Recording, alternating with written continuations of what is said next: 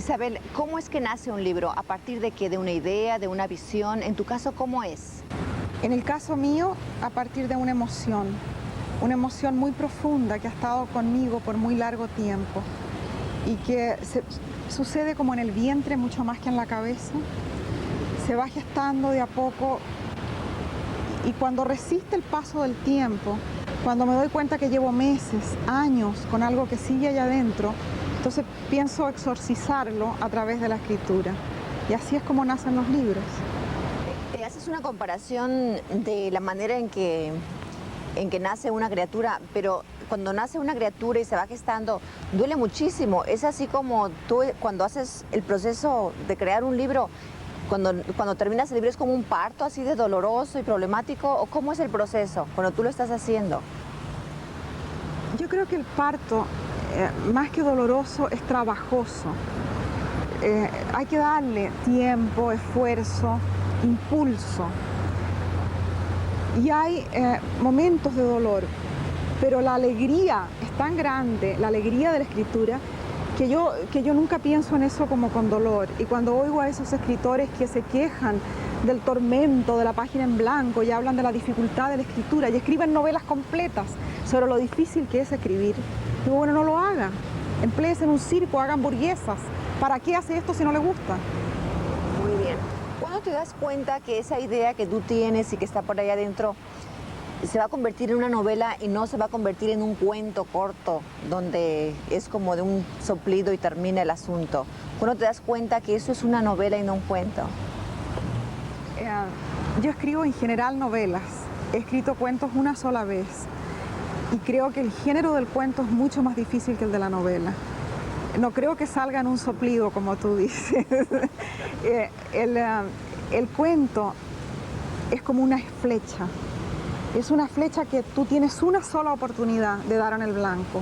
Necesitas la dirección, la precisión, la firmeza del puño. Todas cosas que en la novela no son necesarias. En la novela lo que necesitas es ojo para los detalles y paciencia, una gran paciencia. El cuento es casi pura inspiración. Así que en general, cuando algo está gestándose dentro de mí, termina en una novela, porque me resulta mucho más fácil escribir novelas que cuentos. Isabel, ¿y cómo sabes cuando la novela se terminó? ¿Cómo sabes que ya el personaje no tiene más que decir? Dicen que nunca se termina un libro, que te das por vencida, que llega un momento en que te gana por cansancio. No te gana por nocaut, sino por puntos. Y yo creo que en el caso mío, tengo muy claro que yo no controlo el cuento, la historia. Yo empiezo a escribir y los personajes toman vida y tienen sus propias vidas, sus propias decisiones. Y llega un momento, a veces a pesar mío, en que la historia se termina, en que los personajes deciden que hasta ahí llegan. Y yo quiero seguir, yo quiero un final feliz, yo quiero que se casen, que tengan niñitos y que vivan felices para siempre. Nunca sucede así. Ellos fuerzan la mano en otra dirección y he aprendido a respetarlo. Esos nombres que utilizas dentro de tus novelas, a veces sinónimos y otros nombres muy interesantes como Digna Ronquileo en De Amor y Sombra, ¿cómo nacen o cómo encuentras esos nombres? Cuando escribí La Casa de los Espíritus, escogí 4 nombres que fueran sinónimos. Clara, Nívea, Blanca, Alba, son todos sinónimos. Y el resto de los nombres los puse al azar. Y después recibí una tesis escrita por un estudiante que había analizado todos los nombres de la novela y todos los nombres querían decir algo que estaba relacionado con el carácter del personaje. Y él me pregunta en la tesis por qué el nombre de Jaime no significa nada que tenga que ver con el personaje. Y yo me llevé la sorpresa de que los nombres significan algo y que muchas veces el nombre puede describir el carácter. Entonces me compré un diccionario de nombres y ahora cada vez que quiero nombrar un personaje voy a mi diccionario y Digna Ranquileo es un personaje digno. Ranquileo es un apellido indígena en Chile y Digna es un nombre que significaba dignidad y por eso se llama Digna en el libro. Otra situación, cuando tú iniciaste tu carrera y más en Latinoamérica, empezar a contar esas historias, eso que guardabas por ahí, te metiste, dijiste, bueno, un libro se hace así, o simplemente empezaste a escribir? ¿Cómo empezaste ese oficio de escribir? Yo tenía algún entrenamiento en la escritura porque había sido periodista por muchos años y por escribirle cartas diarias a mi madre toda una vida. De manera que estaba acostumbrada a expresarme por escrito, pero nunca había pensado que iba a escribir ficción ni que me iba a convertir en una escritora. Y creo que sucedió de una manera muy natural, tal vez porque no estaba pensando en ese momento que lo iba a publicar. Empezó como una carta y fue cambiando. Empezaron a meterse otras vidas, otros personajes, y se me fue llenando este ámbito de la escritura sin que yo me diera cuenta cómo. Y cuando lo terminé no sabía lo que había escrito. Yo no tengo ninguna preparación académica en la literatura, entonces no sabía qué género era, no sabía describirlo. Si tú me hubieras preguntado de qué se trata La Casa de los Espíritus, yo no sabía. Después que empecé a leer las críticas, me di cuenta de qué se trataba, pero hasta entonces era una confusión de personajes y de historias entrelazadas. Y cuando mi madre leyó el manuscrito me dijo, a mí me parece que esto es una novela. Y pensamos en la idea de publicarlo, pero fue muy natural y muy más como un juego. Y cuéntame, ¿te sorprendieron las críticas? ¿Cuáles son las críticas que has considerado más injustas respecto a tu trabajo literario? Hay toda clase de críticas, hay críticas buenas, críticas medianas y críticas pésimas. Y creo que todo es válido, que la gente los críticos tienen derecho a emitir el juicio que les parezca, ese es su trabajo. Pero eso no tiene nada que ver con mi trabajo. Yo no escribo para la crítica, ni escribo para los profesores que van a enseñar mis libros. Escribo por el placer de la escritura primero, y porque tengo ganas de que este libro sea como un puente, coger a mi lector y decirle, mira, esta historia me interesa, ¿te interesa a ti también? Vamos a compartirla. Y establecemos los dos una especie de contrato tácito en que decimos, vamos a entrar en el ámbito mágico y privado, secreto del libro. Y yo voy a escribir medio libro, y la otra mitad del libro la escribe el lector, con su biografía, con su experiencia, con sus sentimientos. De manera que cada libro cambia según quien lo lee. Y yo estoy muy consciente de eso, de que es una cosa que hacemos de a dos. ¿Cuándo descubres que esa historia es tu próximo libro? Que te tiene que emocionar, te tiene que decir, tantas desgracias te pasaron a ti, mujer, que esto se tiene que escribir. ¿Cómo sabes que eso se va a convertir en un libro? A veces no sé. A veces creo que voy a escribir un libro y tengo un plan para un libro. Y yo empiezo todos mis libros el 8 de enero. Y entonces el día 7 de enero preparo todo y el 8 estoy lista a las 8 de la mañana para comenzar la escritura. Y tengo una pequeña ceremonia privada que yo hago para mí, en la cual me pongo en el ánimo de lo que viene, porque un libro son años de trabajo. Y entonces tengo que prepararme anímicamente para eso, que es un largo viaje. Y enciendo la computadora y escribo una primera frase. Y me ha pasado 2 veces que cuando escribo la primera frase no es lo que yo había pensado. No es el libro que yo creí que iba a escribir, sino que sale un libro completamente diferente. Y una vez traté de forzarlo, traté de volver a mi plan original y perdí el tiempo. Después de 2 meses escribiendo me di cuenta que eso no servía para nada, que no tenía el alma en eso, que había otra cosa que estaba ahí, llamándome como una voz. Así que ahora, cuando me volvió a suceder, ni siquiera hice el intento de forzar la mano, simplemente dije, bueno, vamos a hacer. Cuéntame, ¿por qué el 8 de enero? El 8 de enero empecé a escribir La Casa de los Espíritus, en el año 81. Y fue un libro afortunado, le fue bien. Entonces, cuando empecé el segundo libro, dije, voy a usar la misma fecha, ya que es una buena fecha de nacimiento. Y después ya no me atrevo a cambiarla. Tus cumpleaños siempre son el 8 de enero, eso es fabuloso. En tu tarea diaria de escribir, ¿cómo defines ahora el feminismo? Porque tengo entendido que tú te has declarado feminista y ha habido diferentes interpretaciones de eso. He pasado por etapas en mi vida. Creo que tuve la primera conciencia de la desventaja que era ser mujer. Cuando era muy joven, debo haber tenido 5 o 6 años, y por supuesto no existía en mi vocabulario el nombre para esa rabia que sentía, y no existió esa palabra por mucho tiempo, hasta que comencé a trabajar como periodista en una revista femenina y feminista, y conversando con mis compañeras de trabajo y leyendo los libros de feministas norteamericanas e inglesas, comprendí que había un lenguaje articulado para expresar esto. Y en las diferentes etapas por las que he pasado, siempre he pensado que el feminismo es como una lucha sin cuartel, que yo no voy a ver los resultados en mi vida y tampoco los va a ver mi hija, pero tal vez los vea mi nieta. Una lucha por obtener los mismos derechos que los hombres y por cambiar las relaciones en el mundo, de manera que hombres y mujeres tengamos vidas más justas y más felices, y que las relaciones interpersonales sean mejores. No lo planteo como una lucha contra los hombres, creo que los hombres pueden ser grandes aliados del feminismo porque tienen mucho que ganar y nada que perder. Mi hija a veces me decía, mamá, no hables tanto de esto porque ya está como pasado de moda, se te nota la edad.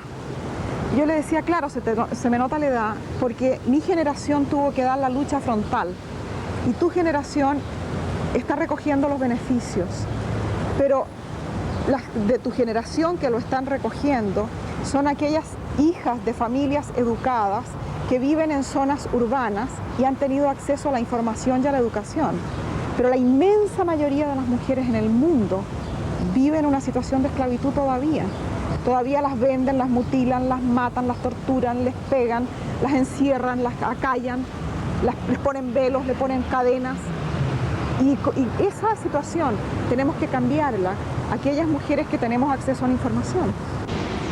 La proyección de los escritores latinoamericanos es muy criticada. Se piensa que no hay la suficiente proyección y sobre todo de las mujeres. ¿Tú qué opinas? ¿Te consideras una excepción a esa difusión y a esa proyección? A mí no me consideran parte del boom. A mí me consideran junto con otra generación, la generación que viene de escritores, lo que los críticos llaman post-boom. No sé lo que será eso, pero parece que yo soy post-boom. En el boom propiamente no hubo nombres femeninos y a veces se ha dicho de que yo soy el único nombre femenino, pero la verdad es que yo vengo después. Y yo vine ya a un terreno pavimentado por los grandes nombres del boom, que ya habían abierto un camino al interés del público por la literatura latinoamericana. Hay muy pocas mujeres, es cierto, y yo creo que en el caso mío fui muy afortunada. Mis libros se publicaron primero en Europa, se tradujeron a 27 lenguas que yo sepa, por lo menos. Se estudian en las universidades y a veces en el high school también. Y eso ha ido creando cada vez más violencia en la sociedad. Si a eso le sumas una recesión económica que produce un montón de gente sin trabajo y crea un abismo, la década de los 80 creó un abismo entre la gente que tiene dinero en este país y el resto de la población. La clase media, la cual se sostiene los Estados Unidos, se empobreció. Y la clase rica, que siempre había sido la menos visible, se convirtió en la clase más visible de este país. Entonces, eso crea un estado de violencia que tiene que explotar por un lado y por otro. Ahí surgen los problemas de racismo, lo de los homeless, tantas cosas. Y todo eso está mezclado, no solo con la injusticia del sistema, sino con la violencia creada por los medios, por la televisión y por el hecho que la gente puede comprar armas. Mientras no haya un riguroso control de armas en este país, olvídense de sujetar la droga o de terminar con los gangs o de evitar los crímenes. Seguirá habiendo cada vez más crímenes. Hoy día hay niños de 8 años que están violando y asesinando. Y eso es porque lo promueve el sistema, lo promueve la sociedad. ¿Cómo ha sido ahora tu experiencia de vivir en este país y qué piensas de todos estos 5 años en que has convivido con esta sociedad y con este tipo de experiencia? Bueno, creo que mi percepción ha cambiado en el sentido de que este es un país enorme y muy complejo, y uno desde afuera tiene una visión muy simple de lo que es los Estados Unidos, casi el cliché de que los americanos son todos iguales, de que todos comen hamburguesas, de que todos se visten con camisas con palmeras y todos salen a hacer turismo o son GIs o son turistas. Así lo ve uno de afuera. Cuando vienes aquí te das cuenta cuán compleja y cuán maravillosa es esta sociedad. Todo lo interesante del mundo encuentra eco o reflexión en este país, o se produce en este país. Nada realmente importante de lo que está ocurriendo en el siglo XX en el planeta deja de pasar por los Estados Unidos y ser procesado en este país, de una o de otra manera. Y eso crea una sociedad muy compleja, una sociedad que tiene acceso a toda la información que tú quieras. El que la gente no esté informada no es porque no exista la información, es porque no les interesa. Tienen la posibilidad de tener una democracia perfecta y tienen una democracia imperfecta porque no les interesa votar y no les interesa participar activamente en su comunidad, ni en política ni en la sociedad misma. Entonces, es un país lleno de posibilidades, maravilloso en ese sentido, y yo me siento privilegiada de poder vivir aquí. Además, me siento privilegiada de tener un pie en la cultura hispana y un pie en la cultura americana, el poder hablar las dos lenguas, el poder sacar lo mejor de lo latino y lo mejor de lo americano y usarlo para mi propia vida y para la de mis hijos y para la de mis nietos. Cuando llegaron los primeros judíos, los primeros irlandeses, los primeros italianos a los Estados Unidos, estaban en la calle vendiendo elásticos en una bandejita y de poco a poco educaron a sus hijos y mientras el padre seguía vendiendo elásticos en la calle, el hijo iba a la universidad y el nieto es presidente de la República. Muy bien.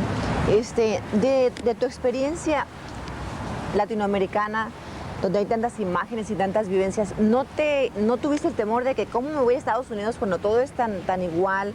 Y además de eso, a partir de esa experiencia sale este libro que se llama en español El Plan Infinito, ¿verdad? Uh-huh. El Plan Infinito, ¿por qué el Plan Infinito?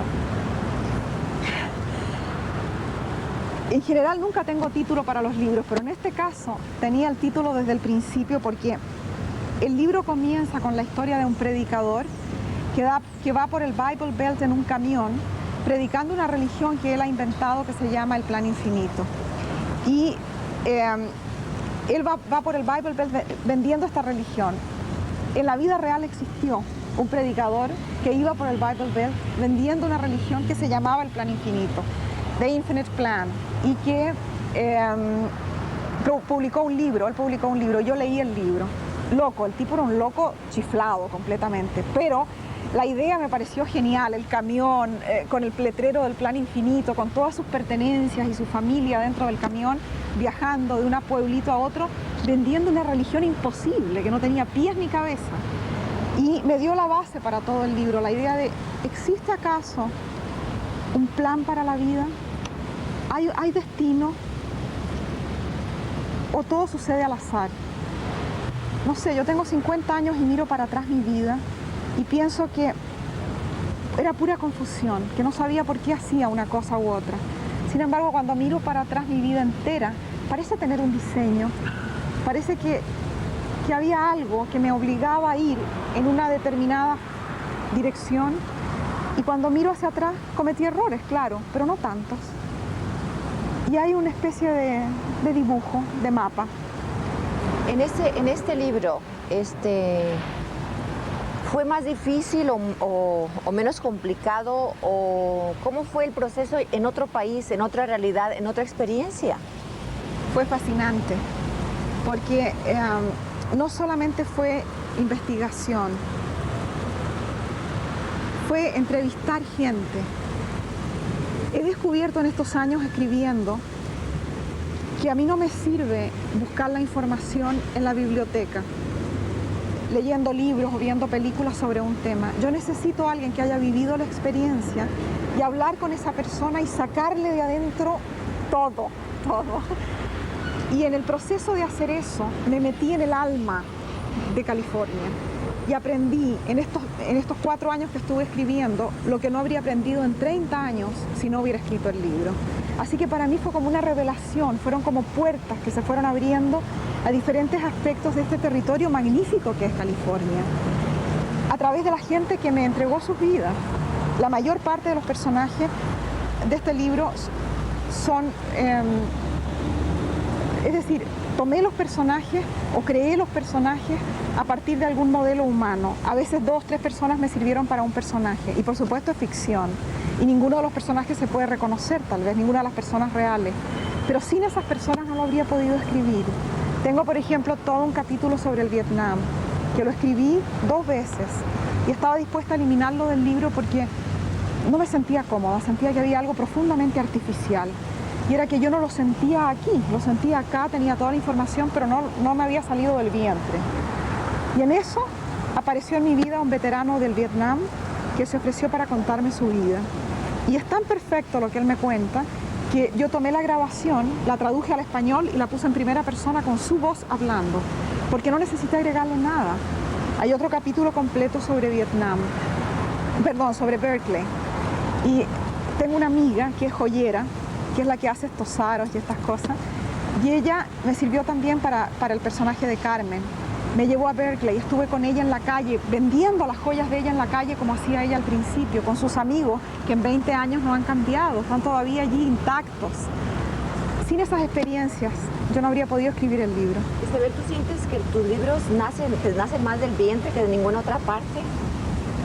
Sí, pero siento que mi trabajo es oír. Es tomar esas historias que están en el aire y ponerlas por escrito, pero la verdad es que las historias ya están. Es prestar oído, atención, dirigir la antena hacia la historia. Bien, gracias.